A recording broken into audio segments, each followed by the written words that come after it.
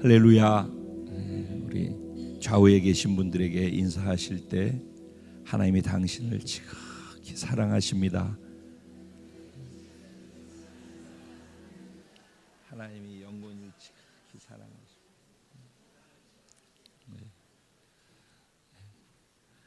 저도 여러분을 많이 사랑합니다. 어버이날 금요일이었었는데 오늘 어버이 주일로서 예배를 드리고 있습니다. 지난주에는 어린이 주일로서 말씀을 전했었는데 지난주에 제가 말씀을 전하면서 나누었던 것이 있었어요. 그것은 무엇이었냐면은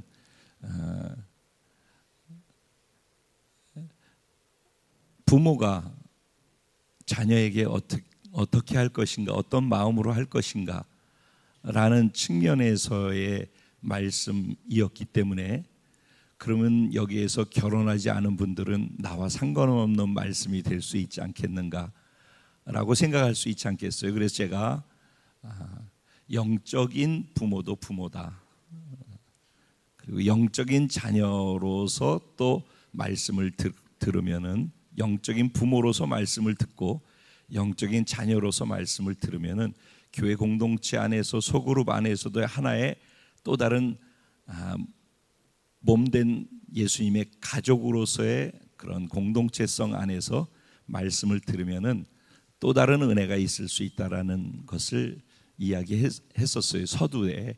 마찬가지로 오늘도 우리가 어버이날 우리가 부모님께 효도하는 것이 이 땅에서 잘 되고 장수하는 거라고 성경은 말씀하고 있다라고 지난 금요일 날 말씀드렸죠.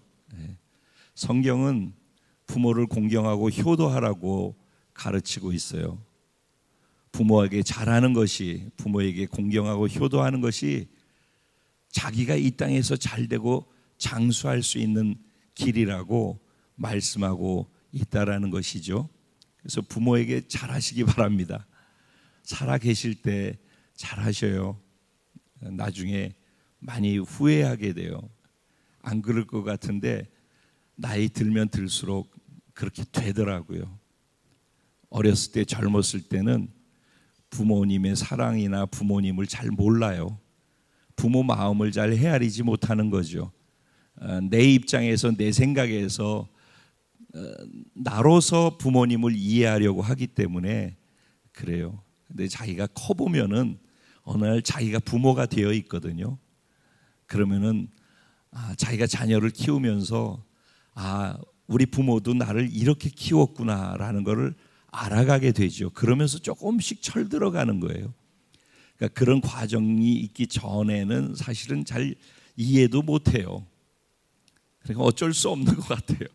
그렇지만은 그럼에도 불구하고 부모를 알려고 하고, 부모가 나한테 하는 게 다 이해되지 않더라도 부모가 나를 사랑하기 때문에 부모의 입장에서 부모의 표현으로서 사랑을 표현하는 방식일 뿐이에요. 이렇게 이해하면 가장 정확해요. 그래서 똑같이 영적인 부모도 마찬가지인 거예요. 영적인 부모도 그 사람이 교회만 다니는 교인이면 모르지만 하나님을 알고 구원받아 구원의 맛을 아는 사람이라면은, 구원의 감격이 있는 사람이라면은, 또 그 사람을 통해서 전도받고 그 사람이 리더로 있다면은 그 사람 밑에서 섬김을 받고 있는 그분들은 영적인 자녀들인 거예요. 그러면은 그 영적인 부모의 마음을 알고 행해야 되고, 영적인 부모는 또 사랑 안에서 나름대로 하려고 하는 거예요. 이런 것들을 서로 다 잘 알고 이해함 속에서 관계가 진행되어지면은 좀 더 성숙되고 풍성한 은혜 있는 공동체, 은혜 있는 가정이 되어질 수 있으리라고 생각을 합니다. 네. 오늘 말씀 같이 보도록 할게요. 누가복음 15장입니다.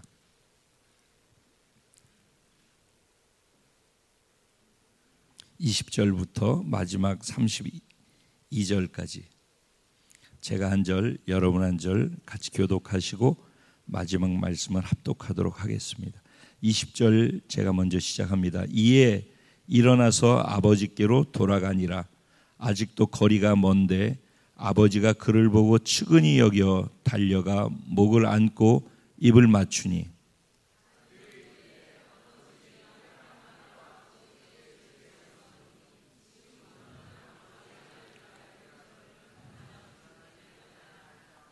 아버지는 종들에게 이르되 제일 좋은 옷을 내어다가 입히고 손에 가락지를 끼우고 발에 신을 신기라.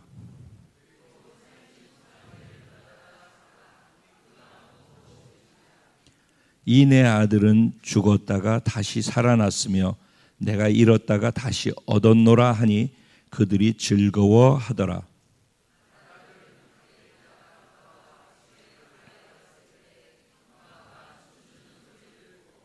한 종을 불러 이 무슨 일인가 물은데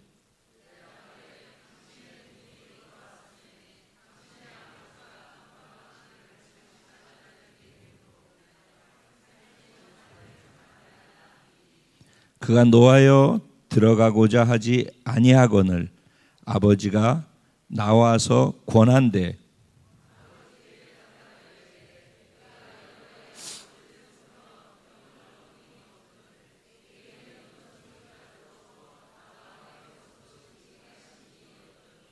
아버지의 살림을 창녀들과 함께 삼켜버린 이 아들이 돌아오매 이를 위하여 살진 송아지를 잡으셨나이다.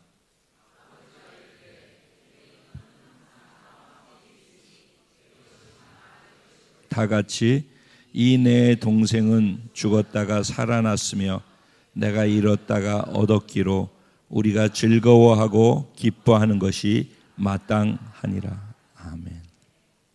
오늘 이 본문 말씀을 가지고 아버지의 마음을 알고 행하는 지혜롭고 복된 자녀, 바로 저와 여러분인 줄로 믿습니다. 이런 제목으로 주신 은혜를 나누려고 합니다. 오늘 우리가 읽은 본문의 20절 말씀에 보면 이해라고 시작합니다. 이해라는 것은 이 앞전의 어떤 일에 대해서 물고서 시작하는 말이죠.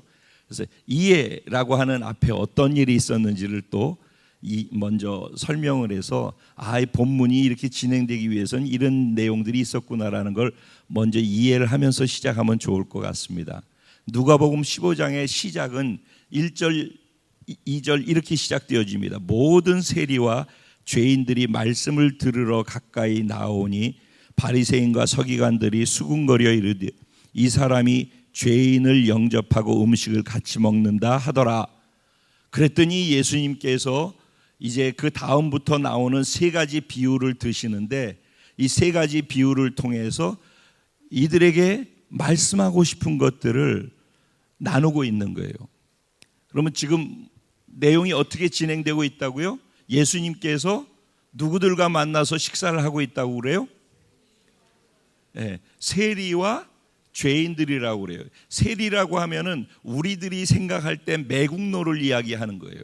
매국노. 그 당시 이스라엘이 로마의 속국이 되어 있었거든요. 그러니까 그 속국으로 되어 있는데 로마가 자기 나라의 세금을 걷기 위해서 이스라엘 사람 중에 한 사람을 세우는 거예요. 그리고 이 사람이 이스라엘 그 지역의 사람들한테 세금을 걷어서 로마에다 바치는 거예요. 그런데 세금을 로마에서 예를 들어 10%를 걷으라고 하잖아요. 그럼 자기가 15%를 걷어가지고 5%를 자기가 취하는 거예요. 그리고 세금을 10%를 내는 거예요. 그러니까는 세금을 많이 걷어야지 자기한테 유익이 되니까 백성들한테 세금을 강요하고 핍박해서 세금을 갈취해내는 그런 사람이에요. 우리로 치면은 일제시대 때 우리나라 같은 동포인데도 그 일본 순사 역할을 하는 한국 사람들이 있었잖아요. 그렇죠? 네, 그런 거 생각하면 돼요. 그러니까 이 이스라엘 사람 유대인들에게는 그 사람을 어떻게 봤을까요? 아주 못된 사람이라고 생각을 했겠죠. 그러니까 유대인들이 생각할 때 이 세금을 걷는 세리라고 하거든요. 이 세리들은 아주 못된 놈들이라고 생각을 하는 거예요. 그렇게 못된 놈들하고 예수님이 몰려다닌다라는 거예요. 그리고 죄인들이라고 했잖아요. 그러면 뒤에 보면은 창기들과 함께, 창녀들과 함께 돈을 다 쓰고라고 얘기했듯이 거기에는 뭐 몸을 파는 여인도 있고 뭐 여러 기생도 있고 여러 모든 나쁜 짓을 했던 사람이 거기 다 있는 거예요. 그런데 그렇게 못된 짓 한 사람들은 성경에서는 엄벌에 처하라고 율법에 기록되어 있어요. 그러니까는 바리새인들과 서기관들은 성경을 연구하고 성경을 가르치는 사람들이에요. 성경에 이러이러한 것들은 율법을 가르치는 사람이 말하자면, 그러니까 성경에 이러이러한 잘못을 하면은 어떻게 하라고? 그러면 돌로 쳐서 죽여라. 예를 들어서 이렇게 되는 내용들을 배우고 읽고 또 가르치는 사람들이에요. 그러니까 자기들이 생각할 때는 저 사람들은 아주 못된 놈들이고 죄인들인데 이거를 쳐 죽여야 되는데, 저들하고 더군다나 선지자라고 하고 자신이 스스로 구원자라고 하고 하나님의 아들이라고 하고 그래서 많은 사람들이 존경을 하면서 따르고 있는 예수라는 사람이 존경받을 자라고 생각했는데 어떻게 죄인들하고 같이 있고 매국노인 그 세리들하고 같이 밥을 먹고 교제를 할 수 있느냐는 것이죠. 그래서 수군거리다라는 이 표현은 불평하다, 꾸지람하다, 이런 원어의 의미가 담겨 있어요. 그러니까 수군수군했다는 건 단지 수군거리는 게 아니라 뒤에서 불평하고 저게 무슨 뭐 저런 게 무슨 뭐 이런 거 있잖아요. 그렇게 이야기를 하고 있는 거예요. 그런 분위기, 그런 상황 속에서 예수님께서 비유를 들어서 종종 말씀을 하셨는데 이번에도 비유를 들어서 말씀을 하고 있는 거예요. 뭐라고 얘기를 하고 있는가 하면은 전혀 지금 이 내용과 상관없어 보이는 세 가지 비유를 들어요. 그 중에 첫 번째 비유가 뭐냐면은 우리가 너무 잘 알고 있는 100마리 잃어버린 그 100마리 양 중에서 잃어버린 한 마리 양을 찾으러 나가는 이야기는 잘 알고 있죠. 그러죠? 양 100마리가 있는데 우리 안에 100마리가 있는데 한 마리가 없어졌어요. 그 한 마리를 찾기 위해서 나가서 사방을 찾아다니다가 결국에 가서는 그 잃어버린 양을 찾아서 어깨에 메고선 돌아와가지고 그 한 마리 찾은 것 때문에 너무너무 기뻐서 사람들 다 모아가지고 이웃 벗들을 다 모아가지고 함께 한 자리에다 모아놓고선 내가 잃어버렸던 양 한 마리를 찾았다. 이게 얼마나 기쁜지 아직 아니한가. 그러니까 우리 함께 즐거워하고 함께 기뻐하자꾸나 라고 얘기를 했다라는 거예요. 그러면서 단서를 붙인 것이 죄인 한 사람이 다시 회개하고 예수님께로 돌아오게 되면은 하나님의 나라에서는 이것 때문에 얼마나 큰 기쁨이 되는가라는 얘기를 하는 거예요. 두 번째로 또 비유를 든 게 뭐냐면은 드라크마 비유라고 하는데 10드라크마가 있대요. 한 드라크마는 그 당시에 헬라의 은전이에요. 은전. 헬라 돈이에요. 헬라 돈. 그리스 돈이죠. 말하자면 그리스 돈인데 은화로 되어 있는 거예요. 근데 그게 값어치가 1드라크마 하면은 하루 품삯이에요. 하루 품삯. 그럼 하루 일당이 보통 얼마 돼요? 하루 일당. 하루 일하면 일당 얼마 보통? 13만 원. 감사합니다. 이렇게 얘기를 해주는 분이 계셔야 돼요. 13만 원, 5만 원. 네, 감사합니다. 네, 적극적인 호응에 너무 감사드립니다. 예. 그러니까 그러면 5만 원은 13만 원 쪽으로 같이 옮겨가시면 더 은혜가 될 것 같아요. 그 13만 원 같이 좀 공유 좀 해주십시오. 예.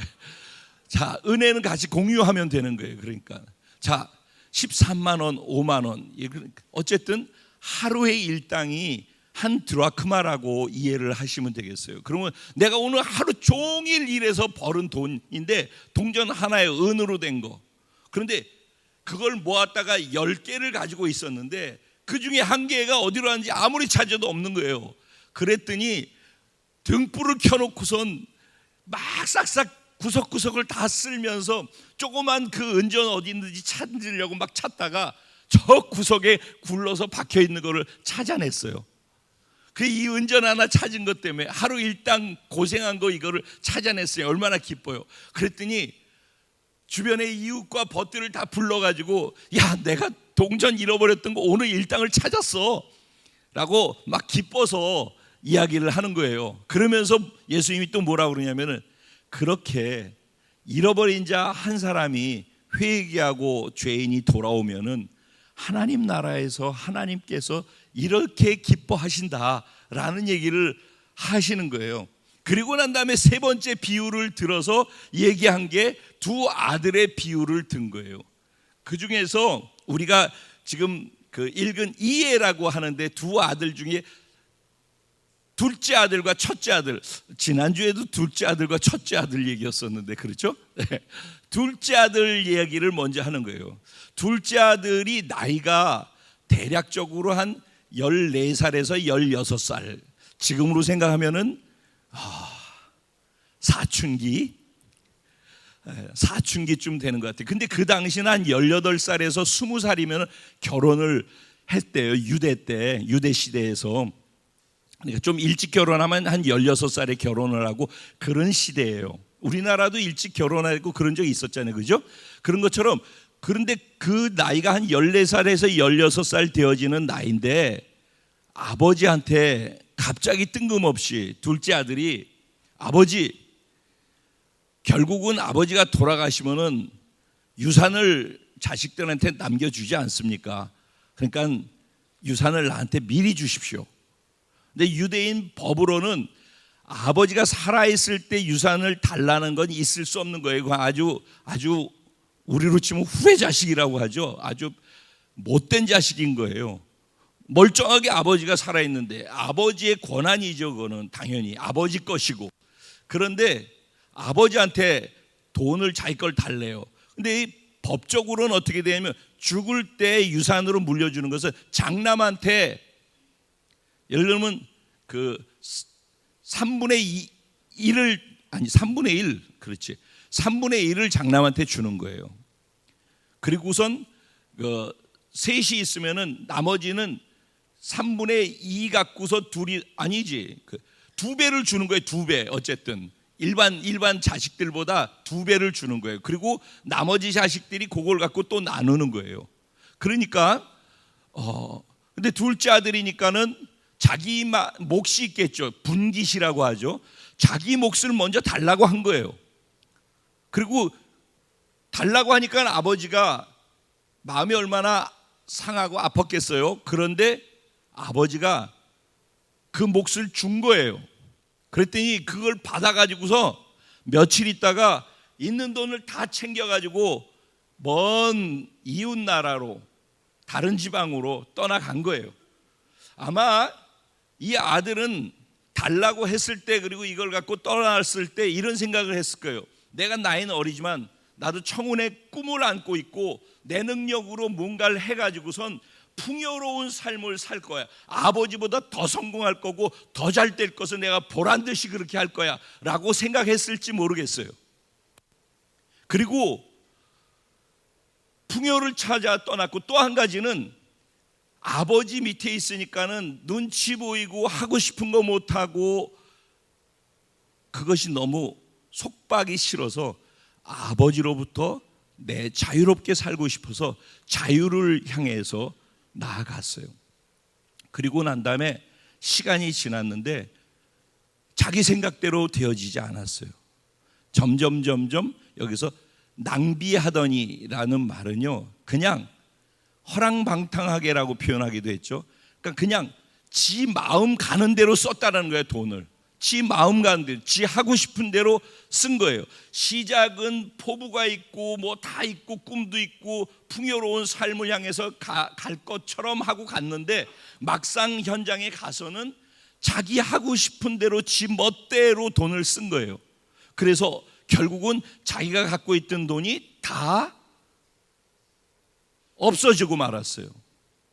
풍요를 기대하고선 갔는데 자기에게 있는 것은 빈곤밖에 남은 게 없어요. 자유를 위해서 떠나갔는데 오히려 모든 걸 다 잃은 가운데에서 남의 집의 종이 돼서 붙어 사는, 남의 밑에 가서 붙어서 살았다고 표현하고 있어요. 거기에서 어떤 일을 시켰냐면은 돼지를 키우는 일을 했어요. 유대인들에게는 돼지는 부정한 거이라 근처도 안 갔었거든요. 그래서 지금도 먹지도 않잖아요. 그런데 돼지 키우는 일을 시켰어요. 그래도 어쩔 수가 없는 거예요. 먹고 살려니까. 그래서 그냥 돼지 키우는 일을 하면서 돼지가 먹는 먹이를 먹고 싶은데 돼지가 먹는 먹이조차도 없어요. 왜냐하면 큰 흉년이 들었대, 그 나라에. 그래서 돼지를 먹이기 위해서 뭘 먹을 거를 주려고 하는, 그거라도 먹고 살려고 하는데 그것도 없는 거예요. 그러니까는 자유를 찾아왔다가 노예가 됐고 풍요를 찾아왔다가 빈곤한 상태가 되어졌는데 완전히 바닥까지 가가지고선 끝이 여기구나라고 할 정도로 바닥을 친 거예요. 그 자리에서 감사하게도 옛날 생각을 하게 된 거예요. 내가 그래도 아버지 집에 있을 때는 아버지한테 속해 있는 품꾼들조차도 풍요로웠는데, 그리고 그런 풍요로운 품꾼들이 아버지 곁에는 많이 있었는데 나는 아버지 집에서 나와가지고서 지금은 아버지 집에 있는 품꾼 중에 한 사람보다도 못한 처지가 됐구나. 자기 자신을 보게 된 거예요. 그리고 아버지를 보게 된 거예요. 그리고 내가 지금이라도 살려면은 아버지한테로 가야 되겠구나.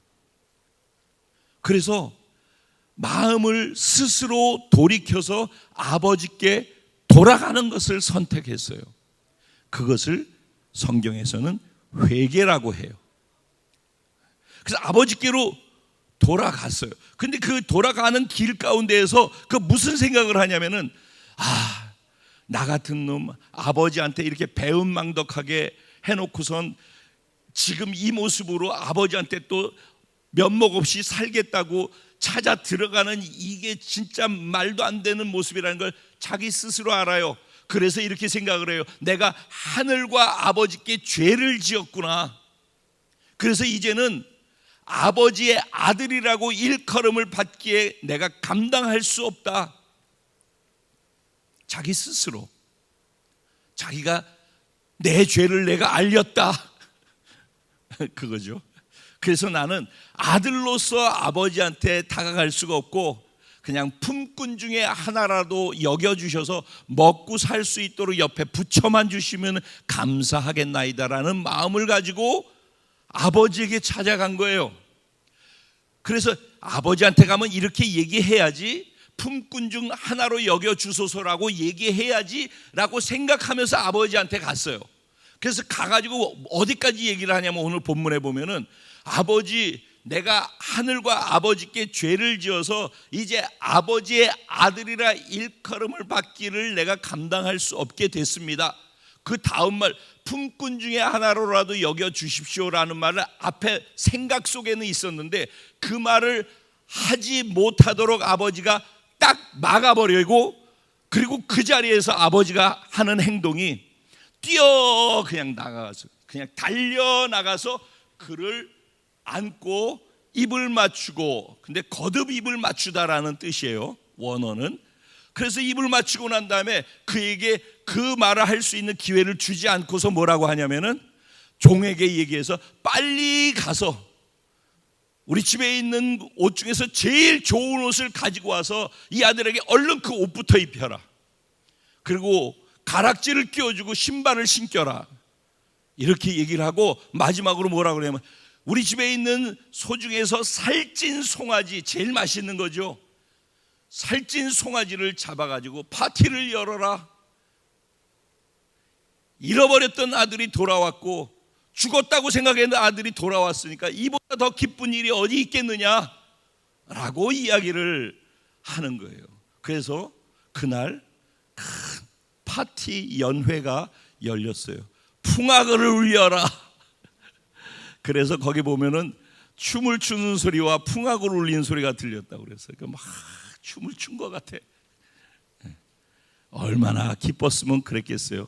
그래서 종들한테 그렇게 하니까 종들도 그 얘기를 듣고서 그들도 즐거워하더라 그랬어요. 종들도 즐거워했어요. 그러니까 아버지가 한 행동은 뭐였을까요? 아버지가 한 행동은 그가 돌아왔을 때 얼마나 남루하고 돼지 우리에서 돼지 치다 왔으니 얼마나 남루하겠어요. 그리고 못 먹었으니 얼마나 그렇게 됐겠어요. 그러니까 그거를 보는 아빠의 마음이 어떻겠어요? 치근히 여겼죠. 불쌍하고 긍휼한 마음을 가졌죠. 그래가지고 다른 사람들이 이 아들의 모습, 이런 모습을 보는 게 싫은 거예요. 그래서 얼른 가서 옷부터 입혀라. 옷이라 그러면 그 당시 비싼 겉옷인데 두루마리 있죠. 우리로 치면은 구정 때나 이럴 때 입는 두루마리 좋은 거 있잖아요. 제일 좋은 그런 옷인 거예요. 두루마리를 입히고 그다음에 여기다가 이 손가락에다 가락질 낀다는 건 권위를 상징해요. 이걸로 도장인 거 아시죠? 그래 이렇게 옛날에는 이거 도장을 이걸로 찍잖아요. 그러면 그게 권위가 돼가지고 내가 이렇게 어디다가 사인하는 것과 똑같은 그런 역할을 했거든요. 네가 사인할 수 있는 권위자라고 하는 권위를 회복시켜 주는 거죠. 옷은 그런 신분을 회복하는 거고, 마찬가지로 신발은요, 노예들은요 신발을 안 신었어요 그 당시에. 근데 신발을 신겨 샌들을 신겼다라는 얘기는 뭐예요? 노예 신분이 아니라는 거예요. 그러니까 신분이 네가 품꾼으로 생각하고 있지만은 신분이 그런 게 아니라 내 아들이야. 정체성을 회복시켜 주시는 것이죠. 신분과 상태, 복음 4강 그러죠?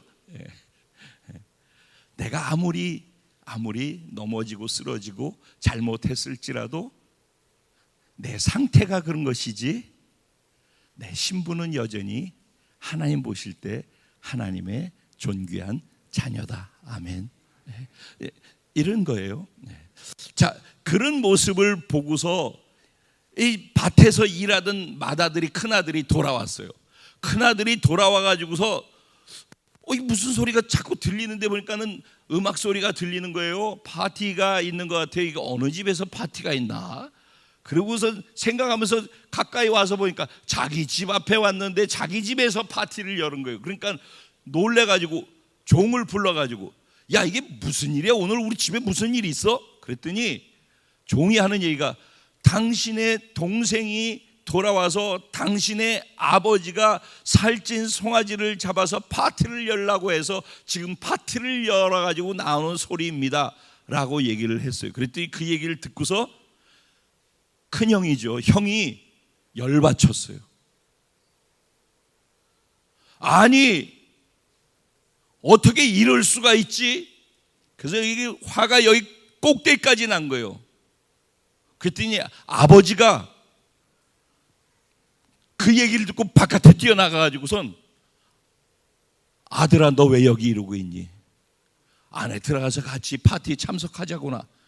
그랬더니만은 그렇게 얘기하는 아버지를 향하여서 아버지 해도 너무하지 않습니까?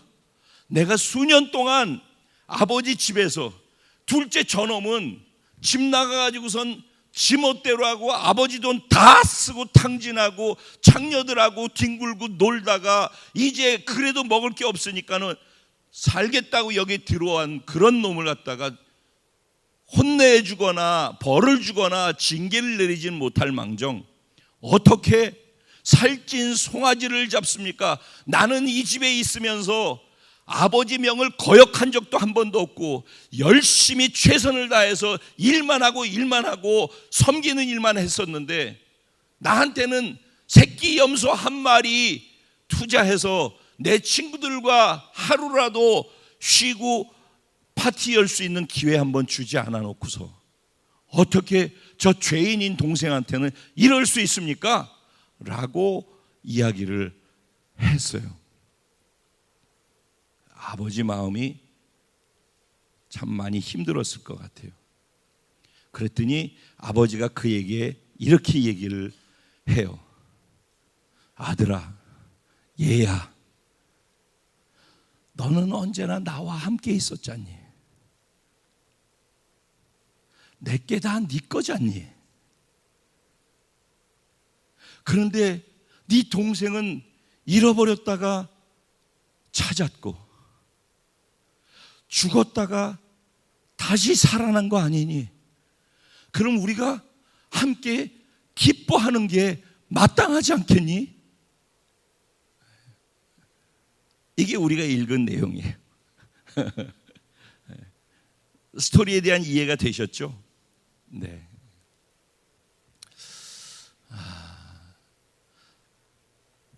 안타까운 것은 왜 이런 상황이 발생하느냐는 것이죠. 왜? 우리들도 그런 것 같아요. 우리들이 살면서 인간이라는 게 뭐 이렇게 그 사회적 동물이라고 하잖아요. 그래서 서로가 서로 이렇게 연계되어 있어요. 혼자선 살 수 없죠. 다 가족을 이루든지 뭐 이렇게 다 뭐 집단과 무리 이렇게 있어요. 그렇기 때문에 관계 속에서 살아요. 관계 속에서. 근데 사실은 혼자 사는 것을 더 선호하는 사람들이 많이 생겨요. 왜냐하면 관계 속에서 사는 것이 서로에게 유익된 거거든요. 그런데 건강한 관계를 서로가 만들어내지 못하면은 같이 있는 게 더 힘들고 더 피곤하게 느껴지게 돼 있어요. 그래서 건강한 관계를 갖는 것은 굉장히 중요해요. 근데 건강한 관계를 만들어내는 데 있어서 중요한 게 뭐냐면은 마음의 소통인 거예요. 마음의 소통. 마음이 소통이 되지 않고 있으면은 이렇게 얼굴 보고 있어도 저하고 마음의 소통, 제가 누구인지 몰라. 우리 담임 목사 앞에서 주일날 오면 말씀 전하는 사람이 있어. 그렇게 저를 아는 사람과 저하고 개인적으로 시간을 갖고 수시로 저를 만나고 저를 알고 제가 말할 때 어떤 마음을 갖고 왜 그렇게 말하는지를 아는 분들이 있어요. 좀 더 깊이 대화를 나누고 교제하고 어떤 상황이 있을 때 그 상황에 대해서 어떻게 반응하는지, 그 반응은 왜 그렇게 반응하는지에 대한 내면에서 움직이는 것까지를 헤아리는 사람들은 척 보면 척 아는 거죠. 그런데 그런 깊은 관계가 되지 않으면은 척 보면 몰라요. 그래서 척 보는 것을 자기식으로 생각을 하게 돼 있어요. 그리고 자기식으로 생각해가지고선 그게 이제 오해라고 표현을 해요. 오해. 마음이 교감되어지지 아니함 속에서 생겨나는 오해는 그 다음부터는 아무리 좋은 것을 하고 있어도 그 오해가 되어진 사람, 마음이 교감이 되지 않음 속에서 오해가 생겨나서 생각 속에 이렇게 핀트가 틀려져 있는 가운데에서 되어지는 모든 것은 계속해서 문제를 만들어내고 모든 하는 것이 다 불편하고 말하는 것이 다 불편하고 다 불편하게 느껴지게 돼 있어요. 그러면 그렇게 불편하게 느끼게 되어 있는 사람끼리 있는 것이 얼마나 불편한지는 너무 잘 아실 거예요. 친구들이라고 하는 집단 안에서도 그렇게 친구 관계가 되어지면은 그 가운데에서 있는 게 너무, 그래서 왕따니 이지매니 뭐 이런 얘기들은 다 그래서 생겨나는 거예요. 그런데 그것이 부부끼리 그렇다, 부모와 자녀끼리 그렇다, 공동체 안에서 서로 각 구역 안에서 그렇다, 그렇게 되면은 진짜 어려움이 커지는 거죠. 그러면 거기 그 구역에는, 그 집에는 가고 싶지 않은 거예요. 얼굴 마주고 보고 싶지 않은 거예요. 거기 피해 다니는 거죠. 그래서 가출을 하는 거예요. 그래서 집을 나가는 거죠. 너무너무 그게 힘들고 싫으니까 거기서 벗어나려고 하죠. 남편과 아내도 사실 그래요. 저도 남자지만 제가 집에 갔는데 저하고 마음을 나누고 바깥에서 일하고 따뜻하게 맞이해주고 그러면은 그게 그냥 제가 이렇게 그 안에서 쉼을 얻고 싶죠. 근데 제가 그렇게 한 거에 제 마음 어떤 것 서로 간의 마음을 모르니까 그건 뭐 아내 입장도 마찬가지겠죠. 그 마음을 모르니까 각자 자기 입장에서 생각을 하고 말을 하니까 그러니까는 그렇게 해서 틀어져 가지고 있어서 만나고 마주 대하고 있는 그 시간이 너무너무 어려운 게 되어지는 거죠. 그러니까 그 시간이 적을수록 좋은 거죠. 적을수록. 그래서 일찍 들어갈 수 있는 집에도 일부러 다른 일을 만들어서 더 일하다가 오든지 아니면 다른 곳에 가서 다른 것으로 위로를 받다가 오든지 뭐 이렇게 되는 일들이 생겨나죠. 그게 부모끼리만 그런가요? 부모와 자녀끼리도 그러죠. 저도 그랬었으니까. 제가 집에 들어가기 싫어가지고 늘 바깥에서 있다가 11시 넘어서 집에 들어가고 가외 선생님 붙여서 그러면 가외 안 가고 가정교사로 해가지고 집에다 붙여놓으면은 가정교사가 기다리다가 버티다가 이제쯤 갔겠지 하는 시간대까지 있다가 집에 들어가고 그 속박 자체가 싫은 것이고 그 분위기 자체가 싫은 거죠. 그냥 그러니까 저는 반대로만 하니까 그냥 계속 어긋나는 사람이에요. 집에서 가장 문제거리. 근데 저는 그 집에 들어가고 싶지가 않은 거죠. 제가 그랬었어요. 궁금하셔요? 오늘 분위기 참 좋네요. 그러니까 궁금하실 거예요. 예, 제가 고등학교 때 이후 계속 그랬어요. 예수 만나기 전까지 계속 그러고 살았어요. 참 파란만장하게 살았어요. 근데 이게 저의 얘기를 하려는 것으로 듣지 마시고 그게 우리 모든 관계 속에서 마음에 어려움이 있으면은 그 사람이 보고 싶지 않고 그곳에 가고 싶지 않고 근데 제가 어려운 것은 저희 부모님이나 저희 가족이 저한테 잘못했기 때문에 어려운 게 아니에요.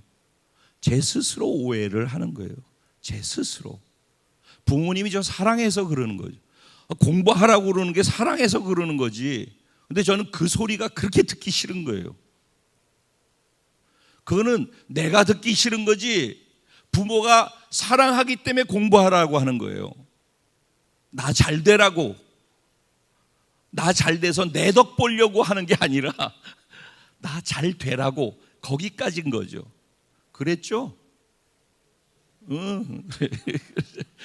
나 잘 되라고 그래. 나 잘 되라고. 그런데 이제 때로는 부모가 잘 되라고 하는 부모의 생각이 스타일이 안 맞을 수도 있고 때로는 세대가 다르기 때문에 이게 시행착오가 있을 수도 있어요. 시대가 안 맞는 것으로서 요구하는 잘 되라고 하는 것들도 있어요. 그런데 중요한 건 뭐냐면 그거는 부모가 시대에 대한 읽음을 잘못 읽기 때문일 수 있지만 그럼에도 불구하고 그분이 하는 말은 사랑하기 때문에 하는 말이라는 거에 대한 것은 인정을 해야 되는 거라는 거예요. 부모는 사랑하기 때문에 다 하는 거예요. 물론 부모도 연약함이 있어요. 부모도 그 부모의 부모가 또 왜곡되어져서 어렵게 하고 힘들게 하고 상처를 주면서 자랐던 것을 그 경험하면서 자란 사람은요 그 부모가 그랬기 때문에 자기도 또 상처받아가지고 또 밑으로 부정적으로 상처 주면서 하는 행동들이 마음은 원치 않는데 몸이나 말로는 그렇게 표현되지 않아. 자기 스타일이라는 게 금요일 날 스타일 얘기했죠. 내 스타일로 가는 게 있어요. 내 스타일로. 그 내 스타일이 내 남편과 내 아내를, 내 부모를, 내 자녀를 죽이게 만드는 거죠. 스타일이. 그래서 내 스타일인 시몬은 죽어야 되고 하나님이 말씀하신 베드로가 살아나야 된다라는 얘기를 자꾸 하는 거죠. 그런데 어쨌든 중요한 것은 부모는 스타일 때문에 문제가 있음에도 불구하고 사랑하기 때문에 하는 거라고. 비록 자기 스타일을 붙여서 문제이지만. 그런데 오늘 본문에 나와 있는 부모는 그렇지 않아요.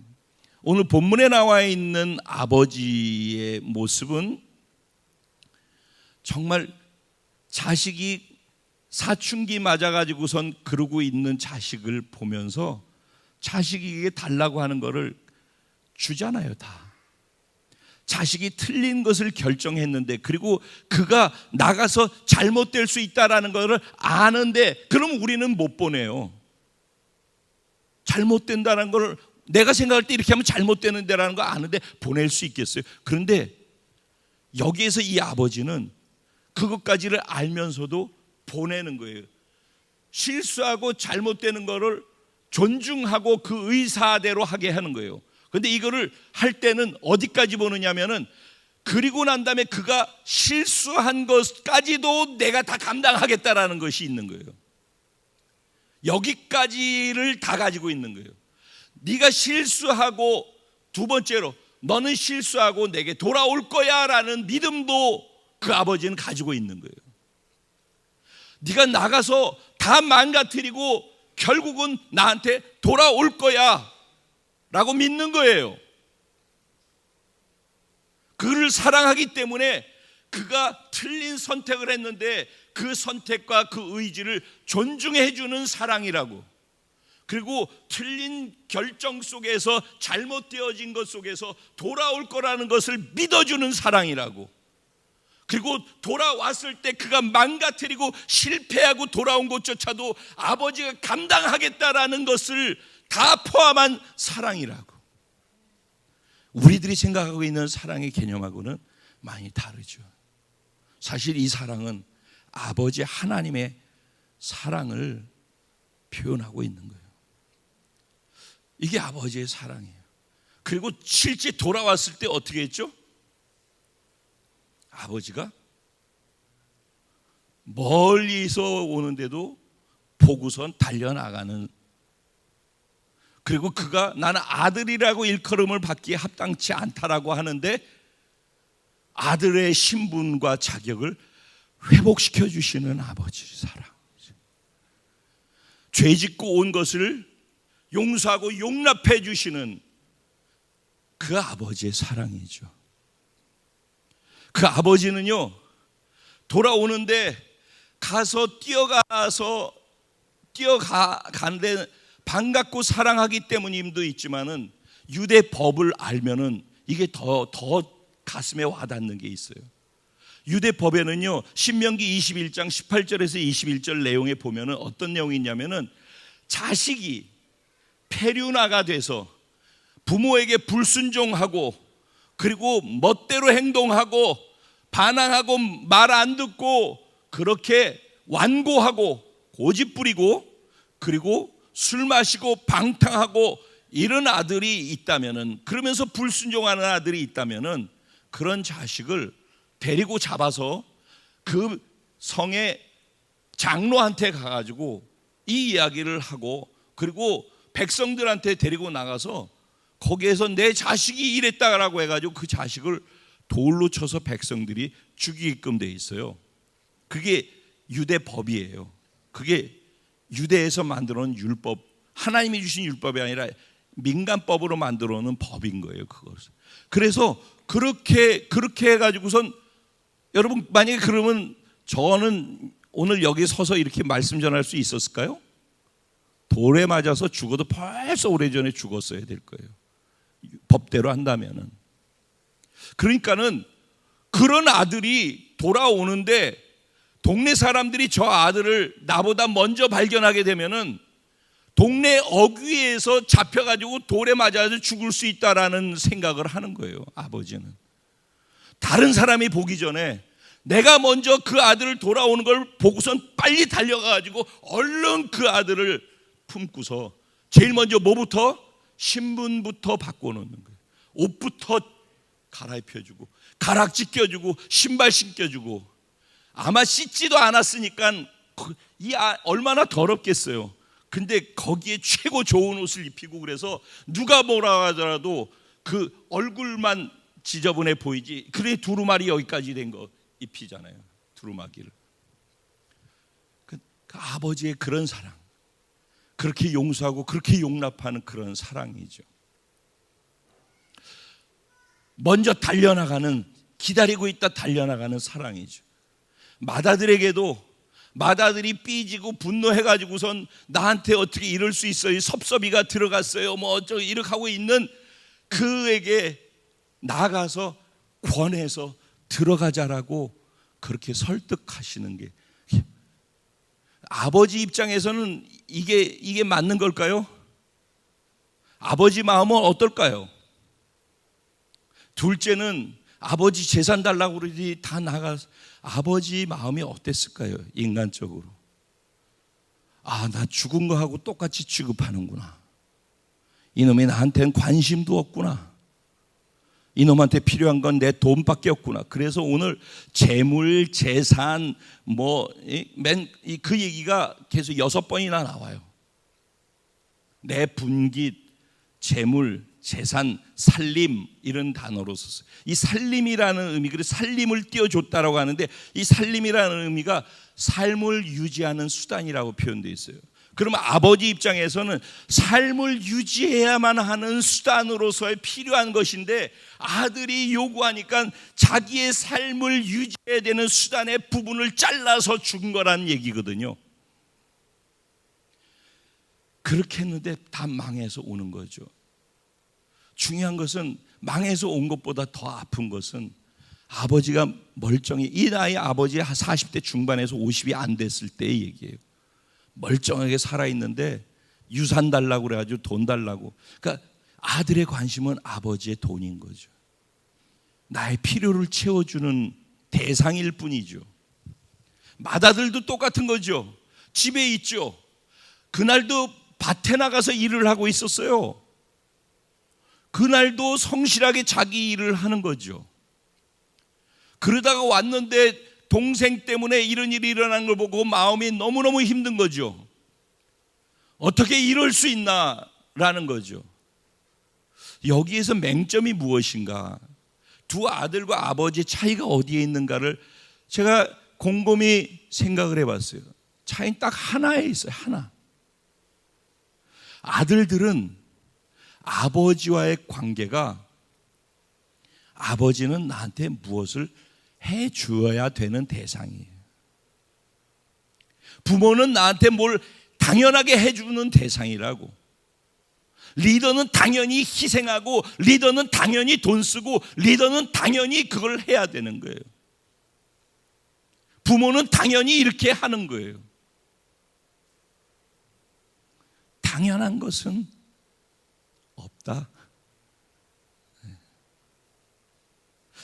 자식들은 그렇게 생각을 하는데, 부모는, 여기 본문에 나오는 아버지는 관계로 생각하는 거예요. 관계로. 아버지는 그냥 아들과 아버지의 관계로 이해를 하고 있는 거예요. 내게는 아들인 거예요. 아들이라는 말이 뭐예요? 나로부터 생명이 수여된 자라는 얘기예요. 여기서 부모로부터 생명 받지 않은 사람이 있어요? 나는 메시아예요? 동정녀 마리아에게 났어요? 부모로부터 생명을 받았잖아요. 생명이 있으니까 이렇게 사는 거 아니에요. 부모는 생명의 수여자예요. 나한테 생명을 준 부모가 생명만 주었을 뿐만 아니라 이 땅에 사는 동안에 필요한 것들을 다 공급해 주는 대상이 부모 아니에요. 아버지는 무슨 생각, 내가 너한테 생명을 주었고 내가 너의 삶을 책임져. 넌 나야. 네 생명은 나의 생명이야. 나는 아버지고 넌 아들이야. 그가 품꾼으로 생각할 때도 아버지는 그가 어떤 상황 속에서 나에게 돌아왔을지라도 아버지에게 있어서는 그가 죄 지은 품꾼이에요? 죄 지은 아들이에요? 못된 놈이에요? 못된 아들이에요? 네. 아버지에게는 아들인 거예요. 아들. 그러니까 아버지는 관계로 이해를 하는 거예요. 관계로. 근데 아들들은 관계, 아버지와 아들의 관계가 아니라 아버지는 나한테 무엇을 해주는 대상으로 이해를 하고 있는 거예요. 그 아들들의 말과 아버지의 말이 그래서 다른 거예요. 말 표현도 다르고. 맏아들이 둘째 아들이 돌아와서 파티 여는 걸 보고서 뭐라고 얘기를 하느냐면은, 먼저는 종이 이렇게 얘기를 해요. 당신의 아버지가 당신의 아들이 돌아와서 이렇게 살찐 송아지를 잡았습니다라고 얘기를 해요. 그러면 종의 입장에서도 가족 관계로서 이해를 해서 표현을 하고 있죠. 그렇죠? 그런데 이 맏아들이 뭐라고 그러냐면은, 창녀들과 함께 뒹굴다가 모든 걸 다 탕진하고 돌아온 이 아들이라고 표현해요. 그 자기와는 관계가 뭐예요? 동생이죠. 그러면 내 동생 이렇게 표현해야 되잖아요. 그렇죠? 관계라면 그렇게 표현해야 되잖아요. 내 동생, 죄 짓고 돌아온 내 동생 이렇게 표현해야 되잖아요. 근데 이 아들이라고 표현을 해요. 그러니까 관계가 없는 거예요. 관계가 다 깨져 있고 관계가 아무 의미가 없는 거예요. 무의미한 거예요. 집 나간 동생이 어떻게 됐는가 염려함도 없어요. 부모가 어떻게 마음이 아픈지에 대한 것도 관심도 없어요.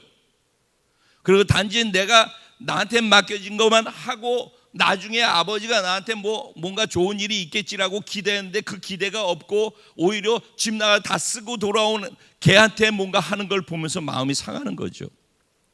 근데 아버지는 뭐라고 그래요? 네 동생. 큰아들한테 둘째 아들에 대해서 표현할 때 네 동생이, 내 아들이. 그리고 맏아들에게 뭐라고 얘기해요? 너는 항상 얘야. 너는 항상 나와 함께 있어. 이거는 함께라는 건 뭐예요? 관계라는 의미예요. 관계. 너는 나와 항상 함께 같이 있잖니. 같이. 내 것이 다 네 것이지 않니? 중요한 것은 나한테서 뭘 얼만큼 갖고 가려는 게 중요한 게 아니라 너랑 나랑 관계가 어떤가가 중요한 거 아니겠니? 네가 나의 아들인가 아닌가가 중요한 거 아니니? 이 말 이해되셔요? 네가 내 아들이기만 하다면은 내게 다 네 거 아니니? 중요한 건 네가 스스로 내 아들이라고 자기 스스로 자기가 그렇게 생각하고 있느냐는 거거든. 근데 자기가 종으로 생각하고 있는 거죠. 불행하게도. 그러니까 열심히 일하고 내가 이렇게 열심히 일했는데 그건 종들이 하는 생각이죠. 아들은 그러지 않아요. 아들은 아들인 거예요. 그냥. 아버지는 자녀들을 아들로 대하는 거예요. 그리고 아들을 향해서 표현할 수 있는 사랑을 표현하고 있는 거예요. 아버지는 그러니까 관계 속에서 아버지의 마음이 작동하고 있는 거예요. 근데 자녀들은 아버지의 마음을 모르는 거예요. 아버지와의 관계성이 없기 때문에 그래요. 신앙생활도 그렇다라고 저는 봐요. 교회 안으로 들어와 보죠. 교회 안에. 이 둘째가 누구예요? 예수 믿지 않다가 예수 믿게 되어져서 구원받은 자들이 둘째겠죠? 그렇죠? 그게 둘째예요. 그러면은 맏아들 첫째는 누구예요? 둘째에서 구원받아서 들어온 사람들이 시간이 지나면 맏아들이 되는 거예요.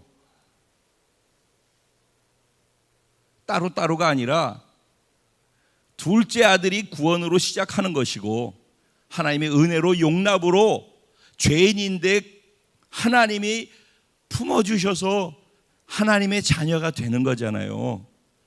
다 우리가 둘째로부터 시작하는 거예요. 신앙생활이. 그런데 둘째로 들어와 신앙생활하면서 교회에서 오래 교회 생활하다 보면은 맏아들이 되는 거예요. 그런데 이 맏아들이 오래 있었기 때문에 아버지와 더 친해져야 되고 아버지를 더 많이 알아야지 되는데, 오래 있었는데 종처럼 오래 있는 거예요. 종처럼. 아버지와 관계의 깊이로 가지 않은 신앙생활이 그냥 교회에서 하는 활동들을 하는 것, 그것을 잘하고 못하고로 이해를 하는 거예요.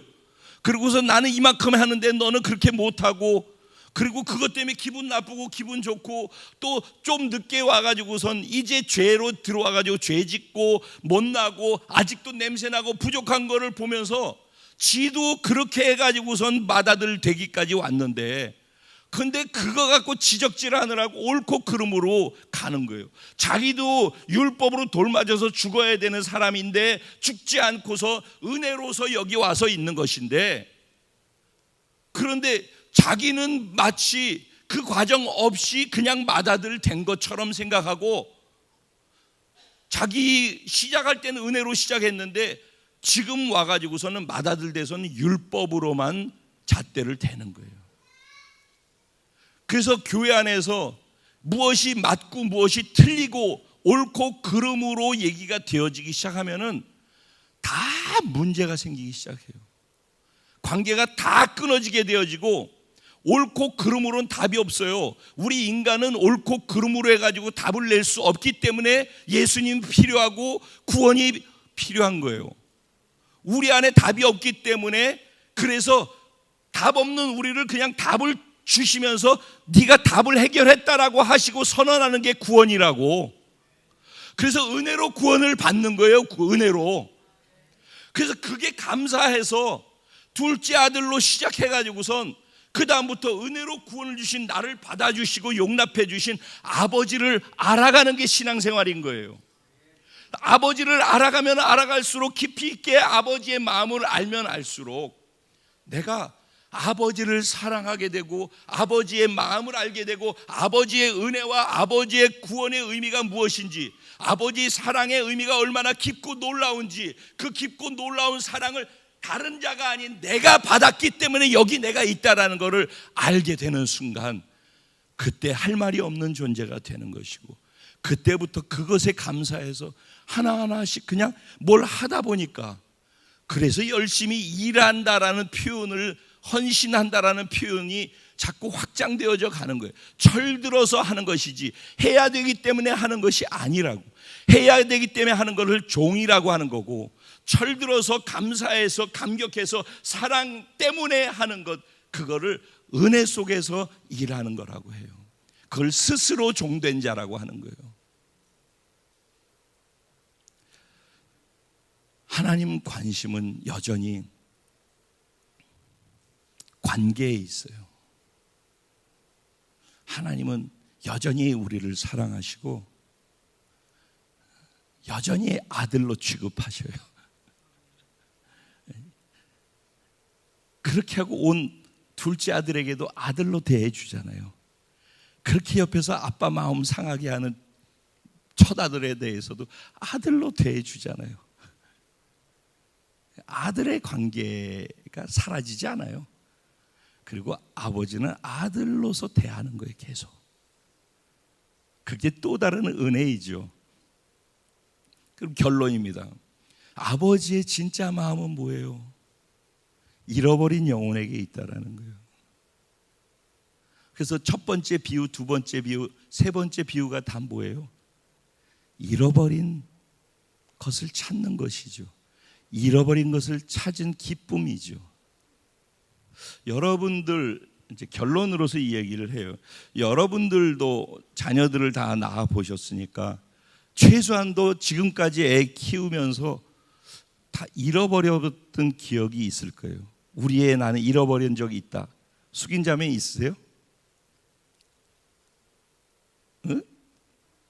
30분이면 피가 말르는 거지. 무슨 얼마 동안? 2시간. 여러분 자녀들 이걸 아셔야 돼요. 부모가 나를 30분 잃어버려서 못 찾고 있는 그 시간이 부모에게는 죽음 같은 시간이라는 거. 2시간 수아 어디 다 듣고 있어? 너를 잃어버려 가지고서 2시간 동안 찾는 그 시간이 엄마는 피가 마르는 시간이라는 거. 잃어버린다라는 것, 특별히 물건을 잃어버리고 내가 아끼는 걸 잃어버려도 그렇게 마음이 어려운 건데, 내 사랑하는 내 자식을 잃어버렸을 때 마음은 부모는 상상할 수 없는 거예요. 여러분, 혹시 자기 자녀가 병원에서 이제 끝났습니다, 얘는 도저히 살 것 같지가 않습니다 라는 사형 선고를 자녀들이 받았던 것을 부모가 경험한 적 있으십니까? 그때 부모 마음이 어떨까요? 나보다 자식이 먼저 사형 선고 받아서 죽어야 된다고 할 때 부모 마음은 어떨까요? 그건 경험해 본 사람만 아는 거예요. 우린 첫째가 태어나자마자 일주일 만에 폐혈증에 걸렸다고 그래가지고 이게 죽을 거가 뭐 80% 이상이라고 그러더라고. 그래서 일주일 된 요 핏덩어리에다가 여기다 링게를 꽂아가지고 뭐 해야 되는데, 야, 여기다가 이걸 꽂고 있는 거를 보는데 이게 무너지더라고. 부모는 다 그런 거예요. 왜곡된 부모의 모습이 보일지라도 부모가 자녀를 향한 사랑은 그런 거예요. 부모가 자녀를 잃어버렸을 때 심정이 그런 것이고, 부모가 자녀가 죽는다라는 얘기를 들었을 때 심정은 그런 거예요. 하나님이 예수를 믿지 않고 아직 예수 믿지 않은 가운데 구원받지 못하는 가운데 살고 있는 자들을 잃어버린 영혼들이라고 표현해요. 하나님 아버지의 마음은, 잃어버린 영혼을 향한 하나님 아버지의 마음은 잃어버린 자식을 찾는 것처럼 피가 마르고 있고, 죽었다가 돌아온 아들같이 예수를 믿고 구원받게 되는 그 순간을 하나님은 그런 희열로 맛보고 계시다고. 우리가 아버지 마음을 알아요. 여러분의 부모 마음을 알아요. 여러분 리더의 마음을 알아요. 아니, 한 번이라도 알려고 생각해 봤어요? 내 마음 알아주지 않는 거에 대해서는 다 생각을 하죠. 그런데 나의 리더, 나의 부모, 나의 하나님 아버지의 마음이 어떨까에 대해서도 한 번 정도 깊이 생각을 할 수 있는 오늘이 됐으면 좋겠어요. 이걸 좀 더 깊이 생각하고 마음에 와 닿을 수 있다면은 오늘 이 시간 이전과 이후에 신앙의 생활의 패턴에도 변화가 있고, 가정 안에서도 또 교회 안에서도 또 다른 변화가 시작되어지는 그런 놀라운 은혜가 있는 어버이 주일이 되어질 줄로 믿습니다. 좀 더 서로를 관계 속에서 알아가는, 그리고 더 알고자 하는 의지적 노력도 있어야 되고, 가족끼리도 먼저 다가가고 먼저 사랑을 표현하고, 구역 안에서도 누가 다 나한테 해주길 바라고 안 해주는 거 섭섭하다고 그러지 말고 내가 먼저 사랑을 표현하고, 내가 먼저 관심을 표현하고, 내가 먼저 전화해서 차 한잔 하자라고 하고 그리고 리더들만 그걸 해야 되는 게 아니죠. 이것도 가족이고 가족 공동체인데, 여러분들이 그런 리더들을 어버이날 꽃 따라주는 것, 리더들의 마음을 가슴으로 담아서 고마움도 표현하고, 그리고 식사도 하면서 오해했던 마음도 나누고,